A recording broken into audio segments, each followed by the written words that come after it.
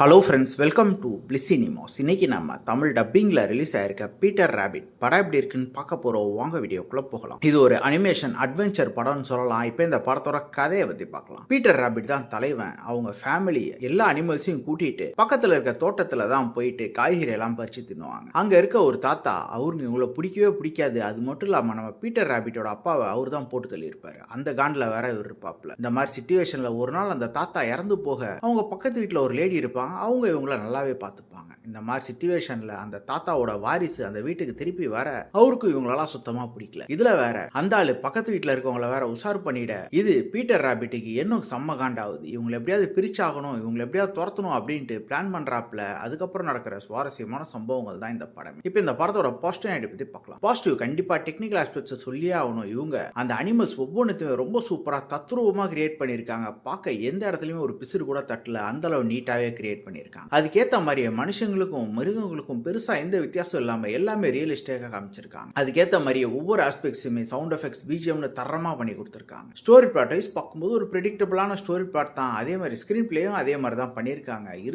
இருந்தாலுமே இவங்க வச்சிருக்க காமெடி போர்ஷன்ஸ் ஒவ்வொரு இடத்துலயுமே ஒர்க் அவுட் ஆயிருக்கு. எங்கேயுமே பெருசா மிஸ் ஆன மாதிரி இல்ல. அது மட்டும் இல்லாம படத்துல வர டயலாக்ஸ் எல்லாமே சூப்பராகவே இருந்தது. மொத்தத்துல என்கிட்ட கேட்டீங்கன்னா இது பெரியவங்க சின்னவங்க எல்லாருமே பார்த்து என்ஜாய் பண்ண வேண்டிய ஒரு தரமான படம் தான். இந்த படத்துக்கு நம்மளோட ரேட்டிங் கேட்டீங்கன்னா 10க்கு 7 மார்க் கொடுக்கலாம். இன்னொரு வீடியோவில் சந்திக்கலாம். தேங்க்யூ.